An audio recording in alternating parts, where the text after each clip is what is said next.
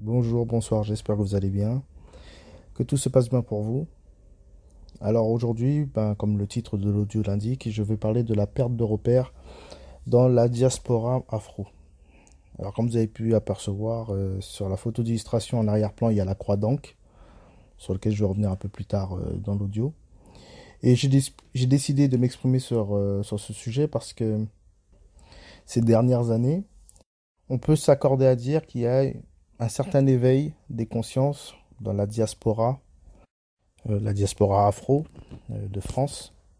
On sent qu'il y a une certaine ferveur, une certaine quête d'enracinement, une volonté de se détourner du monde moderne, de se réconcilier avec ses racines, avec sa négritude. Le mot aliénation est dans la bouche maintenant de beaucoup de gens. Il y a des chaînes afro qui pullulent maintenant un peu sur les réseaux où il peut y avoir des débats intellectuels, idéologiques et très afrocentrés. Et on sent qu'il y a une volonté assez générale de vouloir fédérer le maximum de Noirs, en tout cas en Occident, pour créer une certaine communauté et un certain enracinement pour tenter d'opérer un quelconque redressement d'un peuple qui a été humilié et écrasé depuis trop longtemps. Seulement, l'écrasante majorité des afrodescendants, et des afros tout court d'ailleurs, ont subi une double aliénation. Une aliénation raciale, qui est évidente, et qui a littéralement détruit les identités, mais elle n'aurait pas eu autant d'impact, cette aliénation raciale, excusez-moi, sans la destruction des repères traditionnels, spirituels.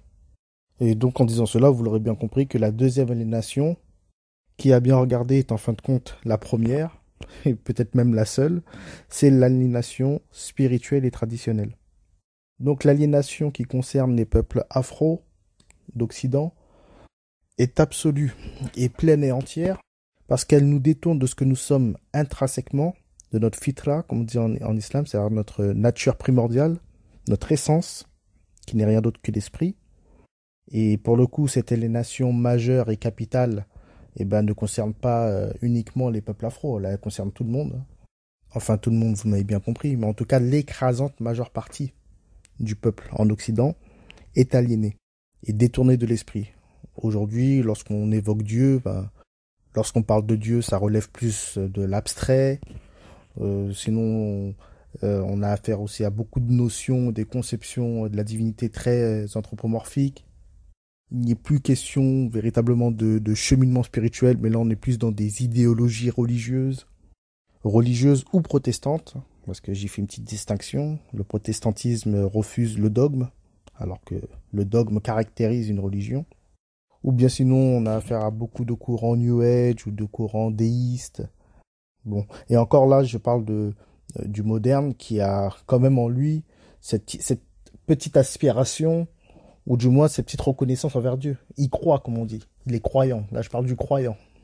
Et objectivement, je pense que cette catégorie de croyants, ou de catégorie croyants modernes, si je peux me permettre, n'est pas majoritaire, en tout cas en France, pour parler plus précisément. La majeure partie du peuple français est aujourd'hui laïque, athée, ou au meilleur des cas agnostique. C'est-à-dire qu'il sent qu'il y a une présence, quelque chose qui le domine, mais il lui attribue pas de nom. Il la détermine pas et il sait pas ce que c'est concrètement. Donc cette aliénation majeure et capitale, encore une fois, ne concerne pas exclusivement les peuples afro, mais elle concerne l'Occident dans sa grande globalité, l'Occident moderne. Car c'est la modernité qui a détourné l'homme de l'essentiel, c'est-à-dire de Dieu, et qui donc l'a aliéné. Aujourd'hui, l'être est étranger à lui-même, car je le rappelle, notre nature est divine. Nous sommes esprits avant toute chose.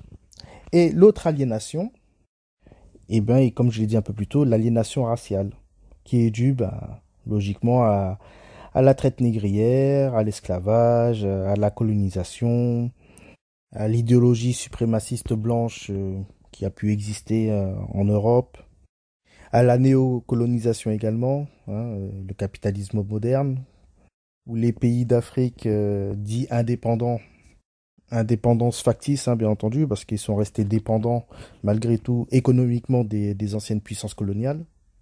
Et les Afro-descendants, ben, vivant en Europe, ont été d'une certaine manière, oui, marginalisés, donc voilà, et socialement, enfin, je veux dire, occupant les basses classes sociales, quoi, hein, vivant dans des conditions assez précaires, et ce qui a perpétué, bien évidemment, l'aliénation. Il y a eu également la destruction des repères culturels. Bon, bref, a causé, ben, bien évidemment, énormément de dégâts, hein, des dégâts considérables. Ben, le noir a fini par se détester lui-même, il ne s'aime pas, et parfois de manière non avouée. Et ça se manifeste parfois par une exaltation un peu exagérée de sa négritude. Je me rappelle quand j'étais un peu plus jeune, il y avait une marque qui s'appelait Noir et Fier, une marque que je n'ai jamais compris. Je n'ai jamais compris le principe d'être noir et fier. Parce que si tu es fier, pourquoi affirmer que tu l'es? Si tu es content d'être ce que tu es, pourquoi vouloir l'affirmer?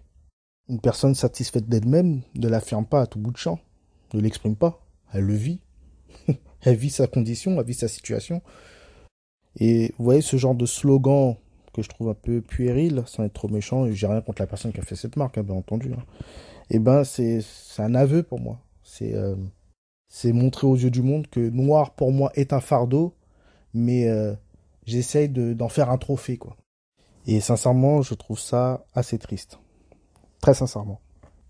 J'évoquerai même pas les nouveaux concepts que j'entends un peu, enfin, qu'on me rapporte. J'entends parler de black love, de black, vous voyez, tous ces mots anglicisés pour donner un certain style, un certain swag, pour donner de l'allure à la condition noire, ou, je veux dire, lorsqu'on s'aime et lorsqu'on est satisfait de sa condition, on ne crée pas des mouvements de la sorte.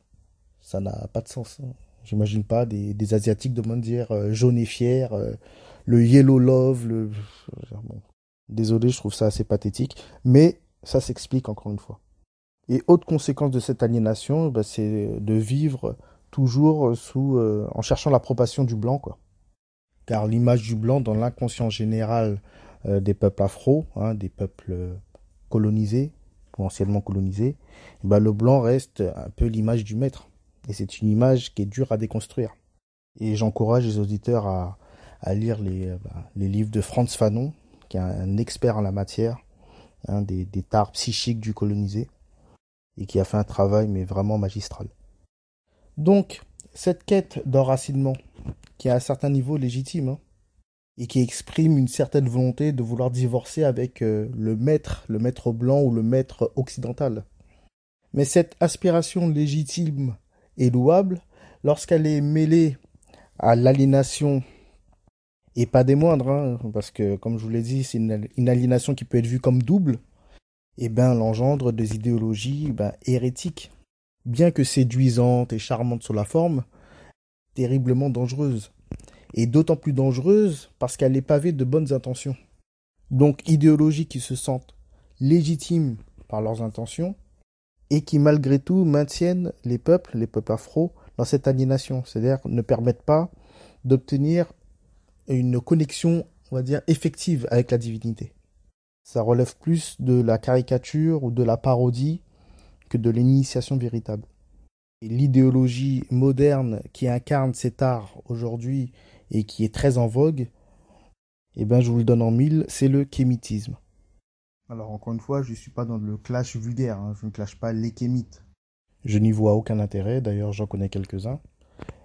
C'est juste une analyse froide, partant d'un point de vue traditionnel, hein, parce que j'essaie de m'exprimer toujours de cette position, afin de démontrer que le kémitisme n'a absolument rien de traditionnel, mais n'est tout simplement que du modernisme. Alors le kémitisme, oui, comme je vous l'ai dit, oui, c'est du modernisme. Hein. C'est on va dire, une reconstruction moderne qui tente de réhabiliter ou de ressusciter des croyances et des pratiques de l'Égypte antique. Mais sans transmission ininterrompue et légitime, et sans cadre traditionnel. Et là, il faut bien savoir de quoi on parle. Hein. C'est terriblement dangereux. Hein. C'est dangereux parce que l'ancienne spiritualité égyptienne, l'ancienne tradition égyptienne, était une tradition, excusez-moi, légitime, initiatique, véritablement. Avec des rites précis, il y avait une hiérarchie, et il y avait les enseignements métaphysiques. Je veux dire, c'était une véritable tradition métaphysique, hein, réelle. Mais les mouvements kémites d'aujourd'hui, étant donné qu'ils n'ont pas pu profiter d'une transmission ininterrompue, d'une véritable chaîne initiatique, et ben aujourd'hui, s'improvisent, vous voyez, sur des petites bribes d'informations et jouent avec tout ça. Ils jouent avec les rites initiatiques. Ils jouent d'une certaine façon avec l'ésotérisme, sans véritablement connaître la portée de la chose. Alors certes, c'est hautement bénéfique lorsque on profite des enseignements ésotériques et lorsqu'on reçoit l'initiation, enfin, d'un véritable maître en la matière et qui tire toute sa légitimité de son maître et ainsi de suite. Mais à contrario, lorsque ces rites tombent entre de mauvaises mains ou bien tombent entre les mains de personnes non qualifiées, donc non légitimes, et ben cela peut avoir une dimension, je dirais même maléfique, hein. Parce que pratiquer des rites de cet ordre-là, hein, d'ordre ésotérique, c'est-à-dire faire des invocations, excusez-moi, sans initiation, vous voyez, tout ce genre de choses, lorsque c'est pas maîtrisé, et ben ça peut attirer des influences qu'on ne contrôle absolument pas. Il y a des choses avec lesquelles il ne faut pas jouer, vous voyez. On peut ouvrir des portes qu'on ne sait plus refermer. Donc on ne s'aventure pas comme ça dans l'ésotérisme. On ne joue pas comme ça avec le monde de l'invisible. Vous voyez, ça peut créer des dégâts, mais catastrophiques chez certaines personnes. Ça peut les détruire psychologiquement, mais d'un niveau que vous pouvez même pas imaginer. Et ça peut également piéger certaines personnes qui s'y aventurent dans leur propre ego. Certaines personnes peuvent croire qu'elles ont atteint certaines vérités, vous voyez, certains pouvoirs. Parce qu'il est vrai qu'on peut être amené à voir certaines choses hors du commun, mais sans pour cela savoir de quelle nature sont ces choses-là. C'est extrêmement terrifiant. Et une personne non qualifiée, perdue comme ça, esselée dans ce grand océan d'ésotérisme avec des choses voilà, hors du commun, etc., peut faire croire à cette personne qu'elle est arrivée, quoi. Elle arrive à voir des choses que les autres ne voient pas, vous voyez. Et ça l'enferme encore plus, ça l'enlise encore plus dans les bas-fonds de son âme.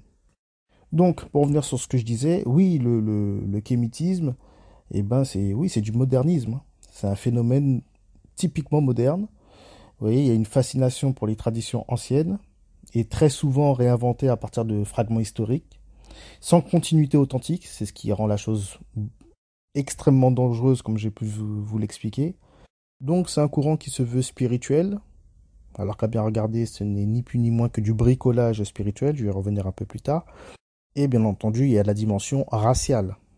C'est un courant très influencé par le panafricanisme, bien entendu, et aussi les mouvements afrocentristes, hein. Parce que tous les plus grands intellectuels de l'afrocentrisme, et logiquement, bon, le premier qui me vient en tête, c'est Cheikh Anta Diop, ont soutenu l'idée que la civilisation égyptienne était fondamentalement africaine. Et ils ont tenté de reconnecter tous les peuples afro avec cet héritage-là.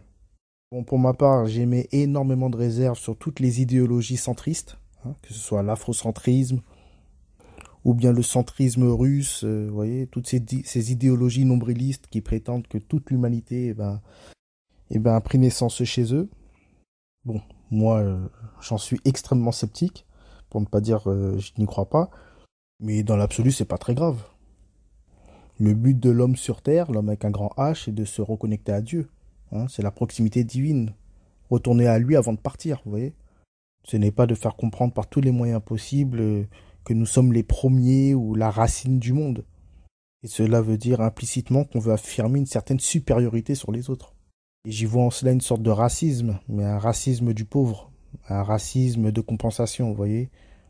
Et non pas un racisme de domination comme le nazisme, mais un racisme de compensation, comme je viens de dire, dans le sens où, vous voyez, je suis noir, on m'a colonisé, on nous a esclavagisés, mais je suis le berceau de l'humanité. Vous voyez, bon, moi c'est ce que j'entends. Bon, tout ceci pour vous dire que le kémitisme, qui est une idéologie moderne, pour me répéter encore une fois, très récent d'ailleurs, hein, qui est apparu, si je dis pas de bêtises, aux États-Unis, hein, dans les années 70 ou 80, a effectivement les deux dimensions, c'est-à-dire spirituelle et raciale, pour pallier justement à cette double aliénation que j'ai pu expliquer un peu plus tôt dans l'audio. Donc dans leur logiciel, c'est homme noir ou femme noire, reconnectez-vous avec votre réelle tradition, la tradition égyptienne dont vous êtes issus. Nous sommes tous kémites. voyez, nous détenons la sève de toutes les spiritualités, on va dire, qui sont apparues par la suite, hein. Ça se veut limite comme la tradition primordiale. Là où toutes les autres religions ont puisé leur savoir, hein, c'est un peu comme ça que ça résonne. Et donc, de facto, tout noir s'épanouissant dans les religions monothéistes, c'est-à-dire le chrétien noir ou le musulman noir, est vu comme un aliéné, selon lui. Parce qu'il se soumet, selon lui, au code qui ne résonne pas avec sa négritude. Et j'arrive à comprendre le mépris que certains kémites peuvent avoir envers nous autres, notamment moi, parce que je vous rappelle, je suis un musulman noir, et dans leur esprit, c'est inconcevable. Tu es noir, tu te soumets à des codes traditionnels qui ne résonnent pas avec ton africanité, tu te soumets à des codes arabes, tu pries en arabe, l'islam est descendu sur un peuple arabe, même s'il est universel, donc tu acceptes de t'aplatir à un peuple qui a cette réputation en plus d'être extrêmement négrophobe.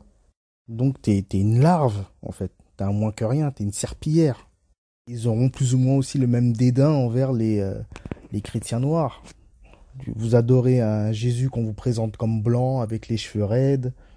Les images de la traite négrière où on voit tous les maîtres blancs qui évangélisent tous les nègres, à coups de fouet, à coups de... Comment vous pouvez vous soumettre à ça, quoi? Voilà un peu le raisonnement. Alors que bon, encore une fois, c'est l'esprit qui est recherché. Et je tiens à signaler que l'individualité n'est pas consubstantielle à l'esprit. Oui, car ce serait limiter l'esprit que de dire ça. Et l'esprit est de l'ordre de l'infini. Et lorsque l'on dit que nous sommes tous des êtres divins, nous sommes tous des êtres divins par essence. Il ne faut absolument pas interpréter cette phrase-là d'un point de vue substantiel, hein. Et là, on tombe dans le panthéisme. Et d'ailleurs, malheureusement, c'est ce que j'ai pu apercevoir chez beaucoup de kémites. Beaucoup tombent dans une certaine mystique de la négritude. Ils font de leur négritude une divinité. Alors que l'humanité entière est divine, parce que nous portons tous en nous l'esprit divin, mais ce n'est en aucun cas notre carcasse individuelle, c'est-à-dire notre race, notre morphologie, ou je ne sais pas, qui est Dieu. Faut bien cerner la nuance. Et justement, une spiritualité authentique, une tradition authentique, a pour but de faire passer l'individualité de la forme à l'esprit. C'est ce qu'on appelle la transcendance. Donc en Occident, il est très délicat de conjuguer l'identitarisme, le racialisme avec la spiritualité. Ça fait pas bon ménage, généralement. Et cet identitarisme et ce racialisme, je le vois aussi chez certains musulmans. Et je vais le dire chez beaucoup de maghrébins, parce que c'est une réalité. Étant donné qu'ils s'identifient au peuple arabe et que l'islam a été révélé en langue arabe sur un peuple arabe, certains, pas tout le monde bien entendu, heureusement, pensent que l'islam est une chose qui les concerne uniquement. Et que les nouveaux arrivés, c'est-à-dire les nouveaux convertis, ou même les musulmans non arabes et non maghrébins, sont vus comme des musulmans de seconde zone. Il y a aussi ce truc-là. Mais ce n'est pas notre problème, ça. Nous, on a un but et on essaye de s'y tenir. Notre négritude n'est ni un fardeau, ni un projet politique. On est ce qu'on est, mais on le met à sa place. C'est-à-dire qu'on considère que les principes immuables, transcendants et métaphysiques régissent notre être nègre. Mais en aucun cas on tombera dans l'inversement des rapports, c'est-à-dire faire en sorte de vouloir soumettre les principes ou les codes religieux ou les rites ou tout ce qu'on veut à notre négritude. C'est pas de notre négritude qui donne le là à notre individualité. Mais notre négritude fait partie de notre individualité, car c'est ce que nous sommes. On ne veut pas s'en débarrasser, mais on veut la transcender. Mais la question à se poser, c'est quelle voie me permet d'arriver à mon but? Des gens magnifiques et des crétins, il y en a dans tous les courants, qu'ils soient religieux, idéologiques, philosophiques, spirituels, intellectuels, partout et dans tous les milieux. Donc, à quoi bon aller dans un courant, dans un mouvement exclusivement noir, si l'esprit n'est plus? De dire oui, je suis dans une tradition, dans la tradition égyptienne, dans une tradition africaine, mais s'il n'y a pas l'esprit, à quoi bon? Là, tu n'es plus dans la tradition, tu es dans le folklore. Et la tradition sans esprit est un corps mort. D'autant plus que le kémitisme, comme je l'ai dit un peu plus tôt, il me semble, c'est du bricolage. C'est du bricolage spirituel. On est dans du syncrétisme pur. Car encore une fois, c'est un mouvement récent, donc très moderne, Oui, ça s'appuie sur les éléments de l'Égypte antique, mais c'est influencé par tout un tas d'autres spiritualités. Vous voyez, ça va un peu puiser dans le vaudou. Il y a également certains éléments animistes. On peut y voir aussi de l'ésotérisme occidental comme le théosophisme, il y a de l'occultisme. Encore une fois, il n'y a pas de transmission initiatique ininterrompue. Il n'y a pas non plus de corpus doctrinal homogène. Vous voyez, ça s'appuie un peu sur des interprétations personnelles, sur les textes anciens. Voilà, c'est de la reconstruction, quoi. Et ça aussi, c'est très moderne, hein. Le syncrétisme est un marqueur de la modernité, hein. Et c'est ce qu'on voit un peu dans la sphère New Age ou dans les salons, vous voyez, qui se veut spirituel à Paris. Voilà, c'est un mélange de tout un tas de trucs. Il y aura du yoga ou d'autres pratiques, je ne sais pas moi, non de telle ou de telle autre tradition extrême orientale ou taoïste ou, vous voyez, c'est toujours dans l'esprit de vouloir recréer artificiellement, vous voyez, à partir de petits vestiges comme ça. Voilà, en intégrant des éléments exogènes. Mais bon, encore une fois, l'intention de départ est légitime. Elle est bonne, l'intention de départ. Parce que c'est vouloir créer une rupture avec le maître. Vous voyez. Et d'ailleurs, le symbole, leur symbole, la croix de l'Ankh, hein, parce que j'ai dit que je vais en parler bon, très rapidement, c'est pour affirmer aussi une certaine rupture avec les traditions abrahamiques. Bon, pour ceux qui connaissent pas ce symbole, c'est le symbole que j'ai affiché sur la photo d'illustration de mon audio. Et c'est un symbole égyptien, un ancien symbole égyptien qui représente la vie, du moins l'immortalité, si je dis pas de bêtises. Et aujourd'hui, ce symbole est devenu un marqueur identitaire. Et certains kémites, et je le vois beaucoup aux Antilles, hein. Quand je vais aux Antilles, je vois beaucoup de... Il faut savoir que le mouvement kémite prend beaucoup d'ampleur maintenant aux Antilles. Et ben, porte cette croix fièrement, vous voyez, autour du cou. Et c'est pour marquer leur opposition à la croix chrétienne. Et plus largement à la chrétienté et au maître blanc qui a évangélisé, excusez-moi, tous les nègres des terres des Antilles. Et dans leur esprit, la croix du Christ, même si elle est bien plus qu'une croix, elle a un sens métaphysique, encore une fois, et ben c'est symbole de la domination coloniale. Donc ils la rejettent et ils portent fièrement cette croix, la croix de l'Ankh. Alors que, si je dis pas de bêtises, c'est une croix en plus qui a été intégrée très tôt, hein, dans le christianisme copte, le christianisme en Égypte. Mais bon, c'est pas trop grave, mais en tout cas, on comprend les intentions. Et j'arrive à comprendre les intentions, et je reconnais qu'elles ont un certain sens. Et je pense que vous l'aurez remarqué aussi, tous ces mouvements modernistes et racialistes identitaires euh, qui prennent la forme, on va dire, traditionnelle, comme le kémitisme, ou plus ou moins politique ou économique, comme le panafricanisme. Vous voyez, tous ces nouveaux courants, même l'afrocentrisme, tout ça, ce sont des courants de pensée, idéologiques ou spirituels, tout ce qu'on veut, qui ont beaucoup pris dans la sphère afro-chrétienne protestante. Beaucoup plus d'ailleurs que dans la sphère afro-musulmane. Et le kémitisme, pour parler du kémitisme, séduit beaucoup dans cette sphère-là parce qu'il donne aux afrodescendants une alternative spirituelle. Et une spiritualité perçue authentiquement africaine, vous voyez. Donc dorénavant, on a notre spiritualité, on tourne le dos, excusez-moi, au maître blanc, et aussi à un dieu qui est blanc, hein, dans l'esprit de beaucoup, une sorte d'anthropomorphisme, de Dieu qui est blanc, qui en plus qui est dans la chrétienté où il y a ces confusions où Dieu est incarné en Jésus, un Jésus blanc avec des cheveux raides. On tourne dos à la divinité blanche pour se tourner vers une divinité qui se veut noire. Donc c'est une réponse, on va dire, identitaire, culturelle et même spirituelle. Vous voyez. Donc la révolte et l'insoumission, c'est ce qui est légitime et hautement respectable. Mais malheureusement, l'adoption de ce nouveau paradigme est une nouvelle aliénation qui prend une nouvelle forme et qui est sans doute plus dangereuse. Et concernant les peuples afro-musulmans, le kémitisme a beaucoup moins pris parce que l'islam est perçu différemment. L'islam est une religion indigène à l'Afrique. En tout cas, en Afrique de l'Ouest, c'est perçu comme ça. Contrairement au christianisme, on a souvent associé le christianisme, vous voyez, à la colonisation. L'islam a une histoire assez particulière avec l'Afrique, et ancienne aussi. Et beaucoup de musulmans africains voient l'islam comme une part intégrante de leur héritage. Vous voyez, et non pas comme une religion étrangère et imposée.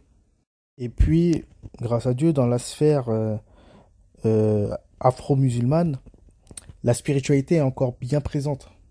Il y a encore ce rapport avec le soufisme, hein, avec les tourouks. Ouais, les grandes confréries soufis sont encore très en vogue.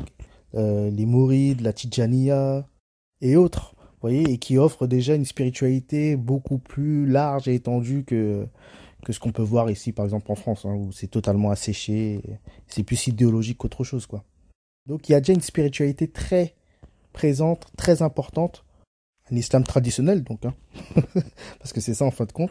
L'islam traditionnel est très présent en Afrique de l'Ouest, qui fait que bon, ces peuples-là ne voient pas l'intérêt d'épouser une tradition qui se veut exclusivement noire et africaine, et de surcroît syncrétique. Bon, j'ai envie de dire, ils ont l'islam traditionnel chez eux, qu'ils considèrent comme indigène. Donc voilà, hein, l'histoire est réglée. Oui, alors je dis pas qu'il n'y a pas de débat, surtout aujourd'hui, hein, sur l'islam vu comme un outil de domination, comme le christianisme. Mais c'est un peu différent, vous voyez, on associe le christianisme, vous voyez, avec la traite négrière, la traite transatlantique, excusez-moi, et la colonisation. Alors que l'islam, oui, on va parler d'esclavage, mais d'esclavage en terre d'islam. Et d'ailleurs, bon, l'islam est arrivé sur une terre où l'esclavage était en vogue, d'ailleurs pas qu'en terre d'islam, hein. Il y avait de l'esclavage aussi un peu partout en Europe. Mais bon, malgré ça, l'islam a eu pour vocation de faire disparaître aussi cette pratique, hein, petit à petit. Et j'encourage les auditeurs à vous procurer le livre de Mohamed Diarho, qui a écrit un livre qui s'appelle L'esclavage en islam, où tout est expliqué. Et vous aurez les réponses à vos questions. Je tiens aussi à souligner que Cheikh Anta Diop, qui est vu comme la figure majeure de l'afrocentrisme, était musulman, hein. Certains ont du mal à l'admettre, certains ne veulent même pas le reconnaître d'ailleurs, mais il était musulman. Et je crois même qu'il était mouride, pour être précis. C'est pour dire que son afrocentrisme ne l'a pas fait dévier de sa tradition, quoi. La tradition islamique. Et pour les intéressés, j'encourage aussi les auditeurs à revisionner ma vidéo sur ma chaîne qui s'appelle Traite négrière et esclavage. Et dedans, je fais un développement à mon niveau pour essayer de bien démarquer ces deux notions, quoi. Parce qu'il y a une différence. Bon. Alors, je parle beaucoup de kémitisme depuis tout à l'heure, mais il y a aussi certains afros, et notamment aux Antilles, qui sont dans une quête d'enracinement. Oui, mais d'enracinement uniquement racial. L'Antillais, parce que l'Antillais est intrinsèquement aliéné par son histoire, et ben cherche à retrouver ses racines. Enfin, beaucoup sont dans cette démarche-là. Et qui est aussi qui est une belle démarche, hein, je ne vais pas critiquer ça. Mais dans une perspective uniquement ethnique et raciale. C'est ce qui est bien dommage. Et il perçoit l'aliénation uniquement comme un problème lié à la couleur de peau, en ignorant le plus grave, c'est-à-dire la rupture spirituelle et métaphysique. C'est ce qu'il y a de plus grave. Et effectivement, cette approche racialiste, c'est une erreur. Une erreur de diagnostic. Ça le prive malheureusement d'une compréhension plus profonde de son identité. Beaucoup d'Antillais, aujourd'hui en 2025, se posent la question à savoir s'ils sont Antillais, ce qui est assez ambigu, ou africains. Vous voyez, c'est le débat majeur. Alors que je pense que il serait plutôt préférable à se poser des questions à savoir qui nous sommes intrinsèquement. Quelle est notre véritable nature? Quel est notre rapport avec Dieu? Et je le répète encore une fois, je le martèle, un enracinement véritable ne peut pas être purement racial. L'identité repose avant tout sur un cadre spirituel et traditionnel. Donc tous ces courants modernistes et racialistes nègres, en final de compte, ont envenimé les choses. Malheureusement, ça a envenimé un peu cette aliénation qui était déjà là. On a des idées très arrêtées et très fantasmées de l'Afrique. Pour beaucoup, l'Afrique, c'est un grand bloc monolithique où tout le monde est pareil. Vous voyez, aujourd'hui, on vous parle de l'Africain. Ça ne veut pas dire grand-chose, voire même rien dire. Les Africains, il y a une pluralité de peuples, pluralité d'ethnies, de langues, de coutumes, de cultures, de traditions. Bon, c'est énorme, c'est incroyable. Il y a une confusion identitaire, hein, aussi. Beaucoup pensent se reconnecter à leurs racines. Et là, je parle aussi beaucoup pour les Antillais, mais restent modernes, donc anti-traditionnels par définition. Et donc chopent, pour parler vulgairement, tout un tas de maladies issues de cette modernité, hein. J'ai en tête l'individualisme, le matérialisme.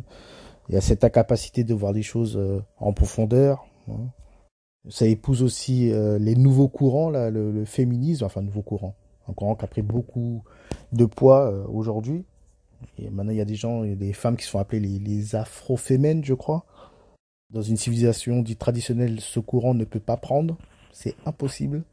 Donc oui, l'afro-diaspora, dans sa grande globalité, eh ben, devient vulnérable aux idéologies modernes et progressistes, excusez-moi. Et donc, ben, tout ceci crée des identités plus ou moins artificielles et qui empêchent un réel retour à un enracinement authentique, c'est-à-dire basé sur un socle traditionnel et effectif. Donc, je vais conclure mon audio comme je le fais d'habitude, avec la même phrase, qui peut paraître pompeuse pour certains. Retour à la tradition. Retournons à la tradition. Et il faut comprendre que le véritable enracinement n'est que spirituel et traditionnel. Et une tradition bien comprise ne nous fait pas rejeter notre individualité, encore une fois. Seulement, on la met à sa place, c'est-à-dire qu'elle est soumise et régie aux principes immuables et spirituels, et nous devons avoir pour but de transcender notre individualité pour retourner à l'unique. Sur ce, prenez soin de vous et de vos familles. Ramadan Mubarak à tous les musulmans. Bon mois de jeûne. Qu'Allah nous accompagne durant tout ce mois de jeûne et qu'il raffermisse notre foi. Prenez soin de vous et de vos familles. Paix sur vous tous. Ciao.